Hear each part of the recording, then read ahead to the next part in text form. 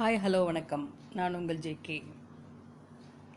ஆஷா ரா நடராஜன் அவர்கள் எழுதிய என்னை செதுக்கிய மாணவர்கள், அதில் அடுத்த செதுக்கலை இன்று பார்ப்போம்.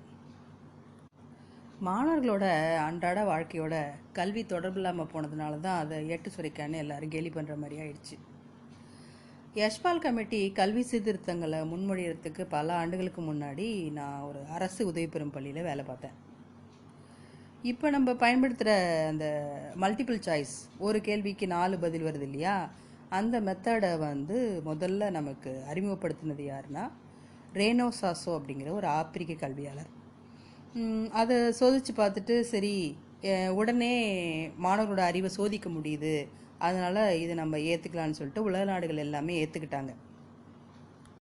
இந்த முறையால் என்னாச்சுன்னா, மாணவர்கள் மனசில் என்ன நினைக்கிறாங்க அப்படிங்கிறத அந்த எழுத்தில் எழுதி பதிக்கிற வழக்கம் குறைஞ்சிக்கிட்டே போச்சு. 1980லேருந்து ஏறத்தாழ 40 வருடங்களில் தமிழை தானாக எழுதி படிக்க முடியாதவர்களாக மாணவர்கள், அதாவது 2-3 தலைமுறைகள் அப்படியே மாறிடுச்சின்னு கூட சொல்லலாம்.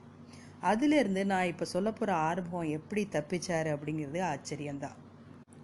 இட்லி இதிகாசம்.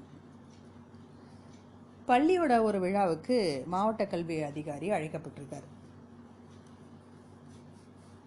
இந்த கல்வி எப்படி உங்கள் வாழ்க்கையில் பயன்படும் என்பதை உங்களில் யாராவது சொல்ல முடியுமா அப்படின்னு கூட்டத்தை நோக்கி கேட்குறார். அந்த கேள்வி மாணவர்களுக்கு மட்டும் இல்லை, அங்கே இருக்கும் ஆசிரியர்களுக்குமானது அப்படிங்கிறது எல்லாருக்கும் புரிஞ்சுது. அதிகாரி முன்னாடி எப்படி வாயை திறக்கிறது அப்படின்னு சொல்லிட்டு ஆசிரியர்கள் யாரும் வாயை திறக்கலை. அந்த இடம் கொஞ்ச நேரம் நிசப்தமாயிடுச்சு. சரி, யாருமே பதில் சொல்ல அப்படிங்கிறதுனால அவரே பதில் சொல்லலாம் அப்படின்னு அந்த அதிகாரியை பதில் சொல்ல ஸ்டார்ட் பண்ணுறார். அப்போ ஒரு பையன் கூட்டத்திலேருந்து கையை தூக்கி, நான் சொல்கிறேன் சார் இதுக்கு பதில் அப்படின்னு சொல்கிறான். அவர் தான் ஆறுமுகம். அடுத்த ஆறுமுகத்தை மைக் முன்னாடி கொண்டு வந்து நிறுத்துகிறாங்க. ஆறுமுகம் என்ன பதில் சொல்ல போகிறாரு அப்படிங்கிறதுல தலைமை ஆசிரியர் உட்பட அனைவருக்கும் ஒரே பதட்டம். ஆறுமுகம் அதெல்லாம் அசரலிங்க, தயக்கமே இல்லை. சார், இதுக்கு இட்லியை வச்சு விளக்கலாம் சார் அப்படின்னு சொல்கிறார். இப்போது இட்லி செய்யணும்னா என்னென்ன பொருள் தேவை, அதுக்கெல்லாம் நம்ம பேர் வைக்கணும். கரெக்டாக பேர் வைக்கணும்னா தமிழ் பாடம் நமக்கு நல்லா தெரியணும். எத்தனை கிலோ அரிசிக்கு எவ்வளவு உளுந்து போடணும், எவ்வளவு மாவில் எத்தனை இட்லி செய்யலாம், கணக்கு போட நமக்கு கணக்கு பாடம் தெரியணும். இந்த ஊற வைக்கிறது, அரைக்கிறது, ஆவியில் வேக வைக்கிறது எல்லாம் சயின்ஸ் படித்தாதான் சார் புரிஞ்சிக்கலாம்.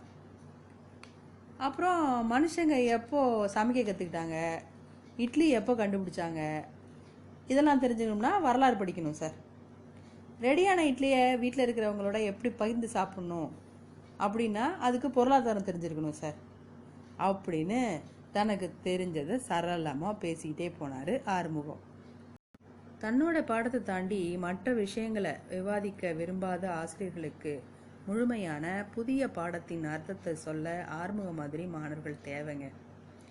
வகுப்பறையில் மாணவர்களை அமைதியாக இருக்குமாறு வலியுறுத்தாதவரை ஆசிரியரும் கற்றுக்கொள்கிறார் என்கிறது யஷ்பால் கமிட்டி அறிக்கை. பள்ளிக்கு வெளியில் உள்ள வாழ்க்கையை பள்ளி அறிவோடு தொடர்புபடுத்துறது தான் இப்போ அடிப்படையான தேவை. அதுக்கு குழந்தைகளை பேச அனுமதிக்கிற வகுப்பறைகள் தேவை. நம்மளை விட சிறப்பாக குழந்தைகளால் எண்ணங்களுக்கு வடிவம் கொடுக்க முடியும் அப்படிங்கிறது என்னோட நம்பிக்கை. அறிந்ததிலிருந்து அறியாததை நோக்கி எனும் மாண்டிசோரி கல்வியின் அடிப்படைக்கு ஒரு உதாரணம் ஆறுமுகம்.